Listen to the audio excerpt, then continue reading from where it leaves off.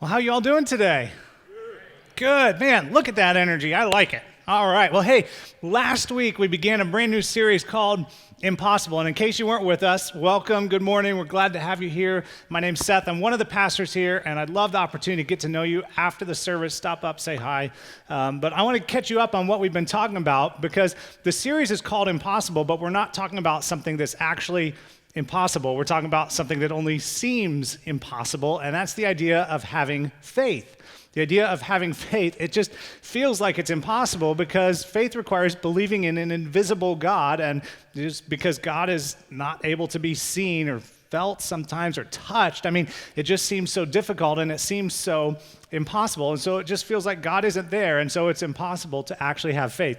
Now, last week I gave you a definition of faith, and I just want to share that again so we're all on the same page and so we all know what we're talking about. We said faith is confidence that the invisible God will do what he has promised to do. Now, again, the invisible piece is what makes things a little bit difficult, but the truth is there are invisible things all around us every day that we don't see, and yet we still place our confidence in them. Things like radio waves, which allows your cell phone to work. Things like sound waves, which allow you to hear me. Things like gravity, which allow you to keep your feet on the floor, which is a good thing. If you started floating, you'd probably feel a little bit awkward, right? We all would. So it's a good thing we got gravity. And so we don't have any problem placing our confidence in those things on a regular basis. Our lives, we rely on those things. They are important to us. And so as a result, we said faith is kind of the same way. That even though God is invisible, it's not impossible. It is not impossible to place our confidence, our faith, our confidence in him, that we can rely on him and we can trust in him. Now, to talk about placing our confidence in him and, why does this even matter? I am absolutely convinced that when we trust God with our lives is when we begin to experience God's presence in our lives. It's when we actually lean ourselves into him and trust him. When Jesus was on earth, he didn't say, I want you all to gather up in rows and listen to my words on a daily basis. What he said was, I want you to actually trust me. I want you to lean your life into me. And the thing is, when we're willing to do that, God rewards us. We talked about this last Sunday. He rewards us with something that's so important. He rewards us with himself. He rewards us with a relationship with himself. And we get to experience God's presence in a very real way. And it may be scary, but it's so valuable what God does in us and through us when we're willing to do that. Now, last week we touched on something and we kind of answered a question, and maybe you didn't even realize this question existed, but the question was, how can a person make God happy? I don't know if you've ever thought about that before. How can a person make God happy? Or let's just make it personal. How can you make God happy? Now, depending on your religious context or your religious upbringing, there could be all kinds of answers to that question. Maybe it's read your Bible, maybe it's pray, maybe it's show up to church, maybe it's, whatever, fill in the blank. But did you know that that it is possible for a person to make God happy? And the author of Hebrews gave us the answer to that. Here's what he said. He says, without faith, it is impossible to please God. That when we have faith, we can make God happy. When we have faith, we can please him. When we come to him in faith, he rewards us with that important thing, a relationship. Pleasing God isn't impossible, though faith may seem like it's impossible. And you may be here today and you're just like, I don't even know if I believe the whole God thing. I just struggle to know what to think. And if that's you, you picked a fantastic Sunday to be here because we're going to get into depth today of why I believe that you can, and you're not foolish for, placing your confidence in the person of Jesus. So I'm so excited. I'm so excited. There was a guy who came up to Jesus one day, and his son was possessed by a demon, and he said to Jesus, if you can do something, will you do something? And Jesus looked at him because the guy was like, he was saying what I think some of us feel sometimes, and that's that I really want to have faith. I want to believe that you can do something. I want to believe that I can place my confidence in you, but I struggle sometimes, and I'm not sure if I can actually do it. And so Jesus, if you can, I want to believe, but I'm just struggling. And Jesus was willing to do what he asked. But the thing is, if you never give faith a try, you'll never experience God's presence or pleasure. If you never give it a try, if you're never willing to step in his direction, if you're never willing to make that step and make that trust relationship and place your confidence in him, you'll never actually experience God's presence in your life. The thing that I'm absolutely convinced about is that God cares deeply for you, that he is for you, and he demonstrated it by sending Jesus. As I said, we're going to get into that in a few minutes. But in order for you to experience what God has in your life, you've got to have a little faith. Now that's the good news. Not a lot of faith, just a little bit of faith. Now you may think to yourself, what do you mean you don't have a lot of faith? Because for me, I've looked at people who seemingly have big, huge faith. You know what I'm talking about? Maybe it was a relative or a Sunday school teacher that you had, or somebody you knew, or Billy Graham. You look at people like that and you think, man, they've got such incredible faith. I wish I could have that much faith. But the thing that we're going to talk about today, and this is where we're going, I think it's really important, is that the size of our faith isn't really what matters. Did you know that? The size of your faith isn't really what matters, which is good news. If you struggle to have a lot of faith, it's good news that the size of your faith isn't what matters. More than the size of your faith, what matters is the quality of the thing in which you place your faith. It's not about size, it's about quality. Now, let me explain that and help make some sense of this. For example, I am absolutely, I don't know if I should use the word terrified of heights, but I don't love heights. Anybody else not really care for heights, being on tall ladders and stuff like that? Okay, well, let's just imagine with me that we're out hiking together and we're on this trail and we get to this place where there's a river that we have to cross. And in order to cross that river, we have to go across this Husseini suspension bridge in Pakistan. Take a look at this. Now, somebody says that that's the world's most dangerous bridge. How they know, I don't know. It's like world's best cup of coffee, right? But you just can't really know. But how many of you would just be so excited to go across that bridge? We've got a few risk takers out there. The rest of us, let's be honest.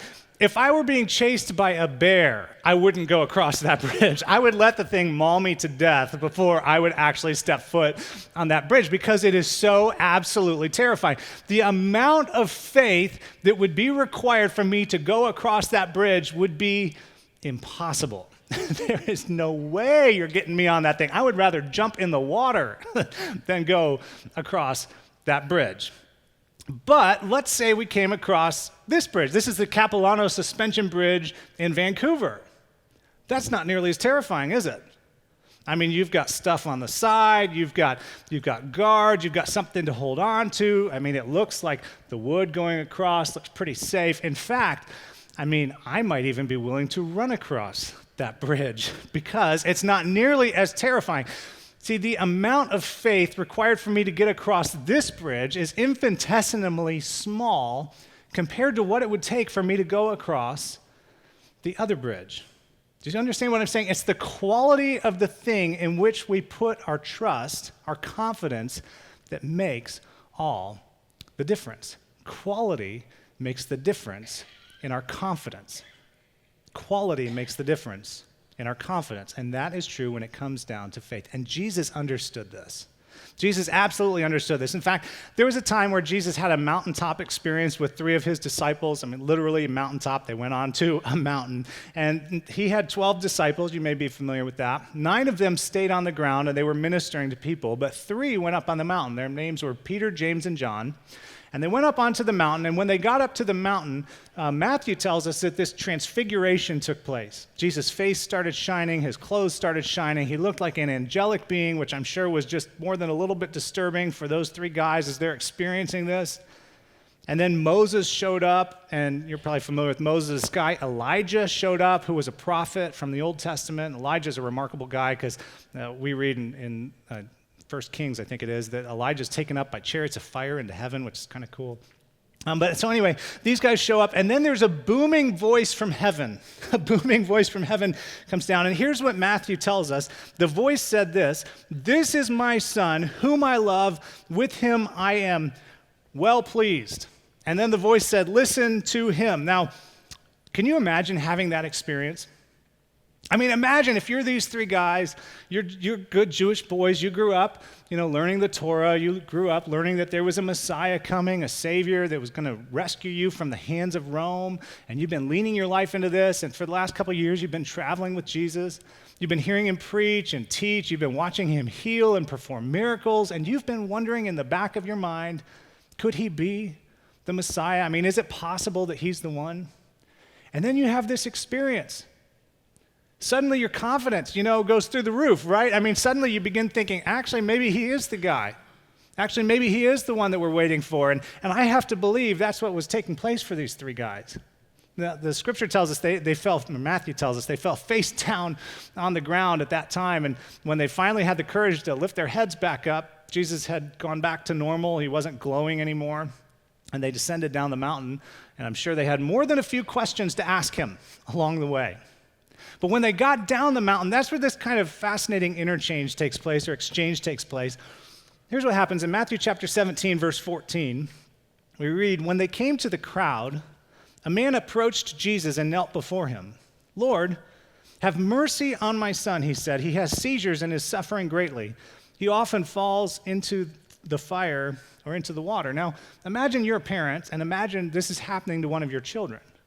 I mean, you can just imagine how seriously this man was feeling about this situation. I mean, this was like his last-ditch effort to come to Jesus because he cared so deeply for his child. And so he brings him and says, Jesus, can you do something?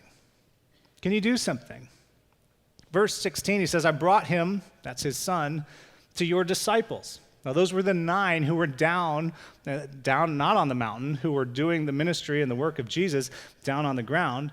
So I brought him to your disciples, but they could not heal him.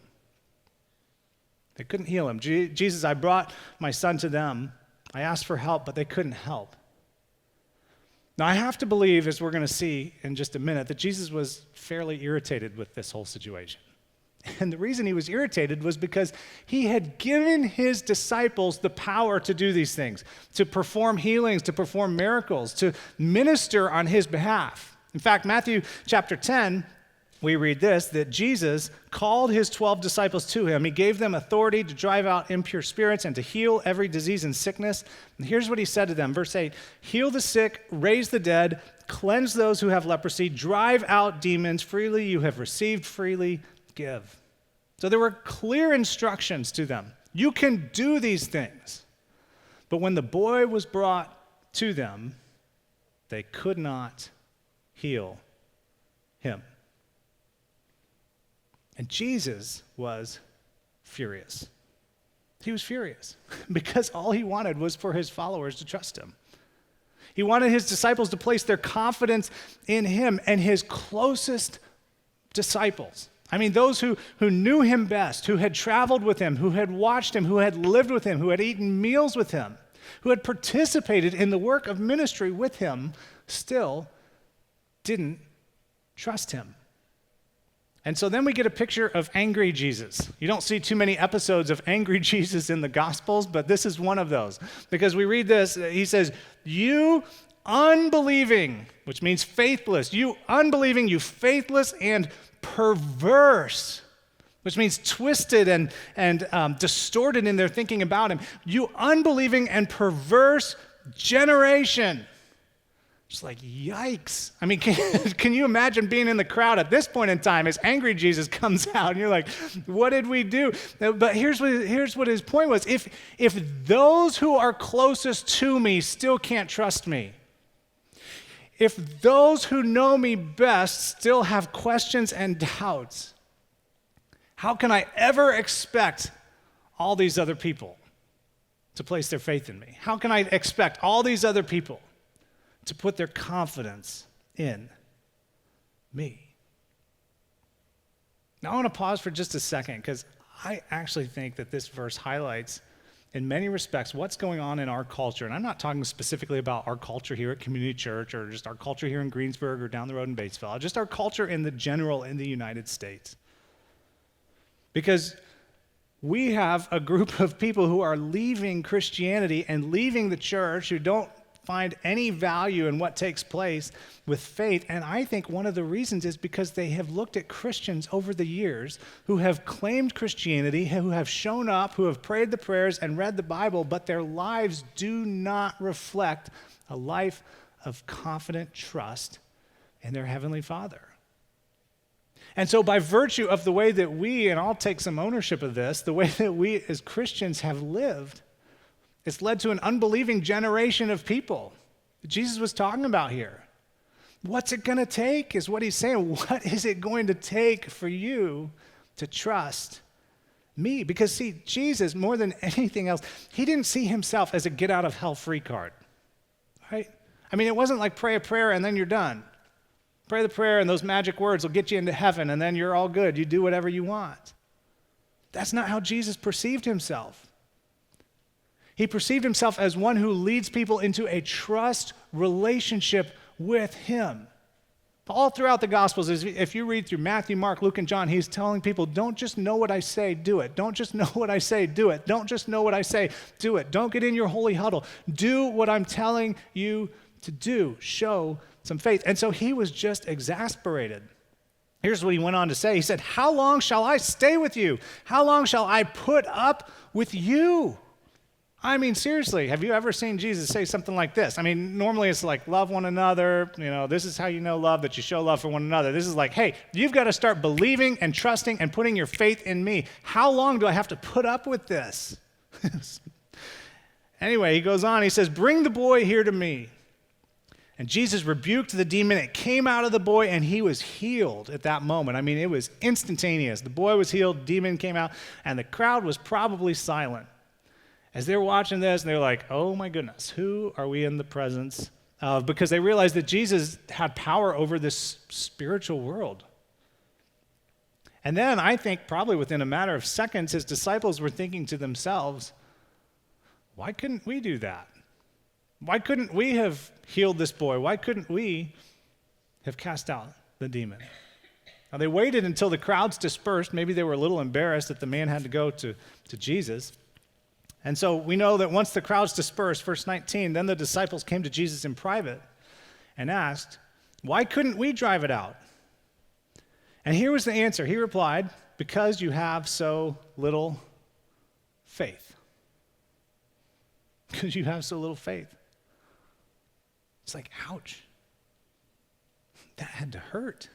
He's like, you have littler than little faith. You have tiny, itty-bitty, non-existent faith. You have no faith. That's your problem. You have no faith. Now, when I was younger, verses like this really messed with me.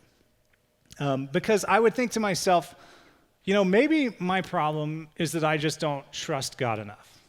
And if I could just trust God like that, I could believe that he would help me get better. If I just believed a little bit more, if I could work myself up into believing, then maybe God would actually do the thing that, you know, I want him to do. That's essentially what our health and wealth, name it and claim it, preachers have communicated. That you just have to kind of work yourself up, and if you don't have it, it's because you didn't believe enough. You just need to believe more. But here's the thing. That's not what Jesus was getting at. It wasn't about the quantity of faith. What Jesus was getting at was the quality of the faith. It's the thing we talked about earlier, the thing that you place your faith in. And I don't know exactly why these guys weren't able to heal the boy. It could be that they had gotten a little bit too big for their Oshkosh bagosh, right? And they're thinking a little too highly of themselves, and they're thinking about how wonderful they are, and, oh, we're Jesus' disciples, and, you're healed, you know? And it didn't work. It didn't work because they were placing their faith in themselves. It could have been, you know, they thought Jesus had some magical powers that he had bestowed on them, and, you know, pull out the wand, Expelliarmus, whatever it was. I mean, who knows exactly, but whatever it was, they weren't placing their confidence in the right thing. Their faith was in the wrong thing. It was low quality. Because what Jesus says next, I'll be honest, it's a little bit confusing, but when you put it in the context of they had their faith in the wrong thing, it makes total sense. Here's what he said. He says, truly I tell you, if you have faith as small as a mustard seed, Now, do you know what a mustard seed is? In Jewish times, it was proverbially the smallest thing possible. I mean, you could barely see it. It was eeny, weeny, teensy tiny. I mean, it was this minuscule thing. And Jesus says, basically, pick the smallest thing you can think of, and if your faith can be that big, he goes on, he says, you can say to this mountain, move from here to there, and it will move. Now, he wasn't talking about moving literal mountains. This was a proverb among the Jewish people. It's talking about you will accomplish things of great difficulty. Nobody in Jesus' audience thought he was talking about, moving one mountain from one place to another. He was talking about accomplishing tasks of incredible difficulty. He goes on, he says, nothing, not some things, not many things, but he says, nothing will be impossible for you. Now, again, that seems a little confusing because, well, Jesus, you just said our faith was too small, and now you're telling me I just can have this infinitesimally small amount of faith, and that will be enough to move mountains. What gives Jesus? And here's what he was getting at. The size of your faith doesn't matter. It's what you place your faith in that makes all the difference. The size of your faith, think back to those bridge pictures. The size of your faith isn't what matters. It's what you place your faith in. And if you can place your faith in something of great trust, great quality, then you don't even need a lot of faith because God will do something amazing through you. If you can understand this, if you can get this, God will begin moving mountains in your life. Again, not physical, literal mountains. And everybody in Jesus' audience knew exactly what he was talking about. But he's saying, look, I want you to place your faith in me. I don't want you to place your faith in your education. I don't want you to place your faith in your title. I don't want you to place your faith in your marital status. I don't want you to place your faith in your children or your retirement or your prowess or your athletic ability. I don't want you to place your faith in your personality or the skills that you have or magic or government or whatever else it is. Because do you know what? All of those things go away. They all go away. At some point in time, we leave this earth. Our bodies die on this earth. And then suddenly your money doesn't matter anymore. Your friends, they'll move on to someone else. I'm not trying to be cold about it. I'm just saying that's the reality. The nameplate on your door will go somewhere else. Someone else will get the degree. Someone else will get the title. Someone else will do all of the things that you were doing at some point in time. So he says, quit placing your faith and your strength in those things and begin placing it in me. Place your faith in something of enduring quality that will last. I tell you what, I look at, last week we looked at Hebrews chapter 11. If you weren't here, I'd encourage you, look up Hebrews chapter 11 when you go home. And we read about all kinds of people of faith. See, people who have understood this, for all the years leading up to Jesus, people who have understood it in the years since Jesus. It is remarkable how God moves mountains through their lives. I look at people like Billy Graham, like Mother Teresa, like Corrie ten Boom. I think about people in our modern era who are still living. There's a couple, Todd and Beth Guckenberger. Maybe you're familiar with them. They helped to start back-to-back ministries. I look at what God has done through their tiny, itty-bitty amount of faith that they placed in the right thing, how they've enabled, have helped to provide holistic orphan care across the globe. They're one of our ministry partners. In fact, Beth is going to be speaking here the first Sunday of November. You're not going to want to miss it. But my point is that God begins moving mountains in the lives of people who place their faith in the right thing. And he wants to move mountains in your life too, but it comes when you place your faith in the right thing. And you may say, well, what is that unshakable thing that we should place our faith in? The very next verse, Jesus went on. Here's what happened. When they came together in Galilee, he said to them, the Son of Man is going to be delivered into the hands of men. They will kill him, and on the third day he'll be raised to life. And the disciples were filled with grief because they had no idea what he was talking about. They didn't get it. They're thinking, Coming back to life, what does that even mean, Jesus? That's not even a possibility. They'd never seen a resurrection before, but Jesus understood what he was talking about. He understood that he was going to die for the sins of the world. He was going to become the sinless sacrifice for sin, and God would confirm what he had accomplished by raising him back to life, and that is the thing that people would begin placing their faith in. The resurrection was proof that placing your faith in Jesus is putting your faith in something of significant quality.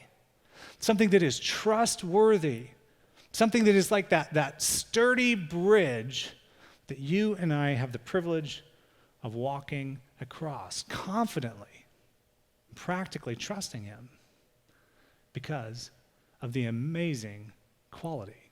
Not because we're great, but because he's great.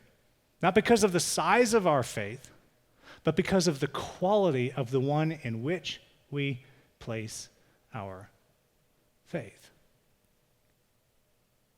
Now, here's the thing, because you may be here, and that's where some of you get hung up, and that you just, the idea of placing your faith in Jesus, that just seems so out there, and you're not even sure if you believe God's real, let alone, if Jesus, and you had the science class, and they taught you about the, evolution, and you just, that discredited Genesis for you and the Bible, and so, you just, Seth, you're using circular reasoning. You're using the Bible to prove Jesus and blah, blah, blah, and I get that, but here's what I want to say to you. If that's you, please lean in for just a minute here. I don't place my faith in Jesus because the Bible tells me to place my faith in Jesus. I don't believe in Jesus because the Bible says so. I believe in Jesus because history proves his existence. Outside of the Bible, no scholar doubts whether or not Jesus was an historical figure. And 2,000 years ago, I believe something very significant happened that split history in two. It split history in two. Did you know that there are more documents written about the life of a Jewish carpenter from 2,000 years ago than anyone else from that time period or before, including the Caesars who hired people to write biographies about them? In fact, within our Bibles, we've got 4 of those documents, and when Matthew, Mark, Luke, and John were writing those documents, they weren't thinking to themselves, hey, we're writing the Bible right now. They were just trying to write documents so that what happened when Jesus was present on earth wouldn't be forgotten. And it wasn't until hundreds of years later that they were collected together and said, okay, let's bind them together and put them in one library, essentially. Matthew, he was one of Jesus' disciples. Mark, he was good friends with Peter, who was one of Jesus' disciples. Luke, he was a doctor who investigated. We spent a whole bunch of time looking at Luke earlier this year. John, he was one of Jesus' disciples. In fact, Luke, when he begins his gospel, he says, many have undertaken to write up an account of the things that have happened among us. Many have undertaken. Many people have written about Jesus. Now, let me just ask you a question. You can hold up your hands to signify. How many have written about you and your life? How many have you written a biography about you and your life? This is how many have written about me and my life. 0. 0 people. But Jesus, 2,000 years ago, a Jewish carpenter from nowhere in Nazareth, many have undertaken to write up an account of Jesus' life. And why is that?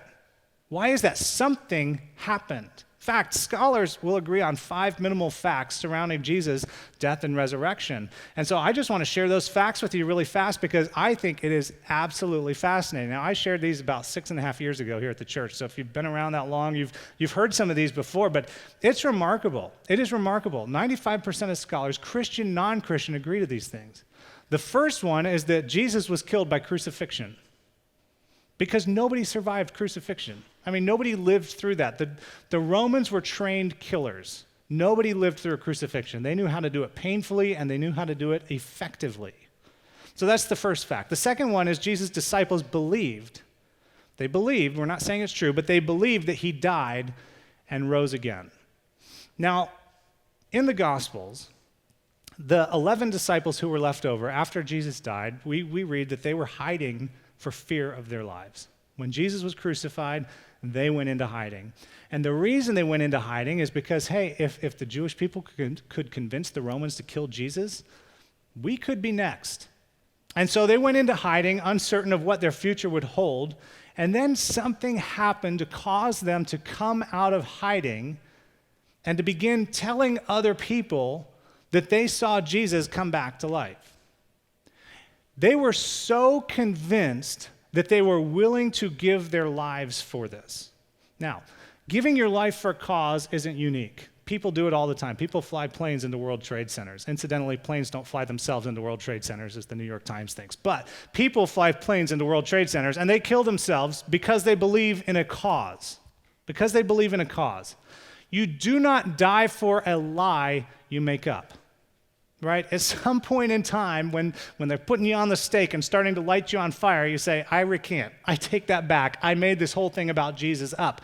But here's what's so special about Jesus' first century followers. There were hundreds of them who poured into the streets of the same city where he was crucified, and they talked to the Jewish leaders and anyone who would listen, and they said, not believe everything Jesus taught.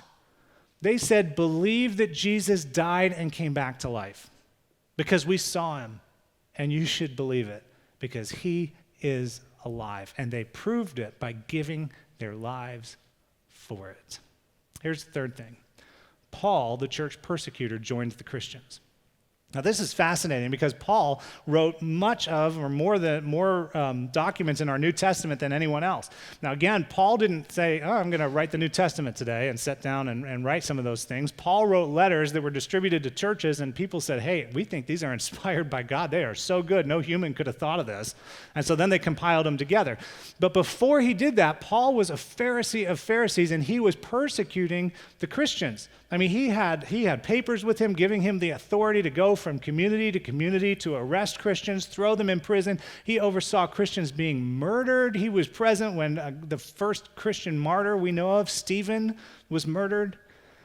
But then Paul had an experience, and something changed. He says he saw a bright light on the road to Damascus, and he saw Jesus standing before him, a risen Jesus. And it was so convincing that he made a complete 180 degrees with his life, and he began pursuing Christianity and following Jesus, and he is the first person to begin taking the message of Jesus to the Gentiles. I mean, before Paul, there was no effective ministry to the Gentiles. I should say Peter went and he did some stuff, but when Paul came, it was let's begin spreading the message of Jesus to the non-Jewish people in the Roman world. It's remarkable. And when he did it, he abandoned the violence that had driven his life before. What would cause a person to do that? Now, the fourth fact I think is perhaps the most convincing for me. It's that James, the half-brother of Jesus, converted to Christianity. Now, you may not know this, but in the Gospels, there are records of Jesus' family coming to places where Jesus was preaching and teaching and begging him to get off the stage and go home because he was an embarrassment to the family. I mean, you're talking about you're the Messiah and all this stuff. Jesus, please come home because you're making us look really bad. James was one of those people. I mean, and James became the leader of the early church, or the church in Jerusalem. Now think about, you're the leader, and there are records circulating of you being embarrassed by your brother and trying to get him to come off the stage, and now you're leading the whole thing and proclaiming that he died and came back to life. Now let me ask you, what would it take for your brother to convince you that he was the Messiah? He'd probably have to walk on water and come back to life, wouldn't he? I mean, you'd have to see him after he had died, and James would say the same thing. I saw a risen Jesus, and I am so convinced. James gave his life. He was martyred. He gave his life proclaiming that his brother was his Lord. That's unbelievable. And then the fifth fact is something that many scholars, 80% of scholars agree to. And that's that Jesus' tomb was empty. That Jesus' tomb was empty. That nobody could find the body, which is actually a big deal because if you wanted to end Christianity and keep it from moving out of the first century, all you had to do was produce his body and be like, hey, he didn't come back to life. His body's right here. But by virtue of the fact that we're here in the 21st century and we're still talking about Jesus, that's a pretty good indication that nobody ever produced his body. Nobody ever produced his body. The tomb was empty. And so Christianity lived on. And to me, a bigger piece of this is that, as I just said, 2,000 years ago, or 2,000 years later, rather, here we are. Here we are talking. A Jewish carpenter's name is brought up more times in a single day on the planet than anyone else in the history of the world. How is that? How is that? When you take those 5 facts and put them together, where does it lead you? What conclusion do you make? I'll say it again. I said it earlier. The size of your faith doesn't matter. It's what you place your faith in that makes the difference. And as I've thought about these things, I tell you what, it takes far more faith for me to believe that Jesus was not who he claimed to be than it does for me to believe that he is who he claimed to be, because I just think the facts are absolutely undeniable. It is like rock solid. It just takes a tiny, itty-bitty little amount of faith. When I think about those 2 bridges, Jesus is not that wobbly rope bridge. He's the one in whom I can confidently place our trust. And that's his invitation to all of us. He says, if you can just trust me, if you can just trust me, if you can just place your faith in me, you will move mountains. You will move mountains. And it's just a little bit of faith. Years ago, the Billy Graham Association, they came up with an image, and I've shared it here before, but I found another one that's similar. If we can stick that up on the screen. I mean, that's essentially what Jesus was saying. Look, I am the bridge that will get you across, and if you can just place your confidence in me, even if you have doubts, even if you have questions, if you can move in my direction time and time and time again, I will show up, I will work on your behalf, I will prove that I am trustworthy. And I'll tell you what, my faith isn't perfect. I have doubts, just like all of you probably have doubts at different points in time. But you know the thing that I come back to every time I have a doubt? I come back to the person of Jesus. I set my eyes on the author and the perfecter of my faith, and I think about those 5 facts that I just shared with you, and I just say, gosh, God's mysterious. We're not going to demystify God. I mean, there are things about God that we will never understand, but the idea of me placing my faith in him, that's not hard. That is not hard, and I may not ever fully understand everything there is to know about God, but I believe he's trustworthy, and I'm going to lean my life into him. And I take myself back to the cross and I keep my eyes on him. And the invitation that he gives to every one of us is to put ourselves in situations where we have to move mountains, where there are mountains in front of us. Maybe it's a relationship. Maybe it's forgiveness. Maybe there's somebody in your life that 10 years ago did something to you and you have not had the courage to forgive them. And that is a mountain for you to move. And you say, you know what? I know what Jesus said about forgiving. And so because of that, I'm going to do this incredibly hard thing and forgive. It's a mountain to move. But God, I trust you. I trust Jesus, and I'll just see where he takes me, and I'm going to do it, and I'm going to step in faith, and I'm going to do what he asked me to do. Maybe it's giving money here or some other ministry that God's put on your heart, and it doesn't make sense in the moment, and you couldn't fully understand it, but you're trusting that God is going to move a mountain through you and through your life. Maybe it's a difficult conversation that you have to have with somebody, and it's easier to talk about them rather than to talk to them. And so you decide you're going to take the imperatives that are written in the New Testament and the instructions that are given to the followers of Jesus, and you're just going to put it into place and practice, and you're not sure how it's going to work out. But you're trusting because your confidence in that bridge is so strong. My friends, I'm telling you, when you do that, you move mountains and God shows up. And then the next time the opportunity comes up, it's not so hard because you've done it before and you've experienced God's presence before, and you can say yes again and again and again, and he shows up and he shows up and he shows up. And it's when you do that, you realize you don't just know about God, you've trusted God and you have experienced his presence in your life. So the thing I want to leave you with today is, where do you need to take a step in his direction? Maybe there's a difficult conversation you need to have. Maybe there's some forgiveness you need to offer. Maybe there's a relationship that isn't healthy and something needs to happen. Maybe it needs to end. Maybe there needs to be a difficult conversation, as I said. You won't experience God's presence until you begin stepping in his direction and leaning on his instruction. Maybe for the first time, this has all clicked and made sense. And you need to walk across that bridge for the first time. You need to trust in Jesus for the first time. And if that's you today, do not let a day slip by. In fact, in just a minute, I'm going to invite you all to bow your heads and close your eyes, and I'm going to pray a prayer, and I want to invite you to pray along with me. But as we've been saying, praying a prayer doesn't make you a Christian. Praying a prayer and knowing the right things doesn't make you a follower of Jesus. It's when you place your trust in him. That's when you become a follower of Jesus. That's when you become a Christian. That's when you lean your life into the one who wants to give you life and who wants to move mountains through your life to accomplish the impossible. Because it's not impossible if you just have a little bit of faith. So would you just bow your heads with me? For those of you who maybe have never made that faith commitment and made that step of saying, Jesus, I want to trust you today, I'm just going to pray a prayer, and I want to invite you to, with your eyes closed and silently in your hearts, just pray this prayer. I'm going to lead you in. Again, it doesn't come down to the words you speak, but it comes down to the movement of your life and the direction of your life. But would you just pray in your hearts with me? Say, Dear Jesus, for the first time today, I'm beginning to understand what it means to trust you. And I've been trusting in myself. I've been trusting in my strength, in my values, in me. But starting today, would you help me to trust you? And I'm making the decision today to place my confidence in you. Would you forgive me for the ways that I haven't done that, for the ways that I have sinned?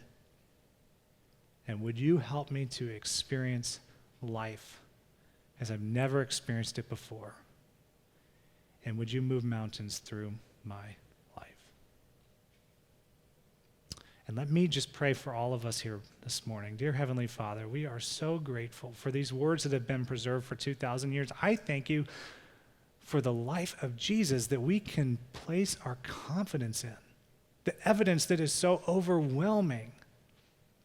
Lord, would you help us to trust? Would you help us to move in your direction? Would you help us to place our faith and our confidence in you? I pray these things in the matchless name of Jesus. Amen.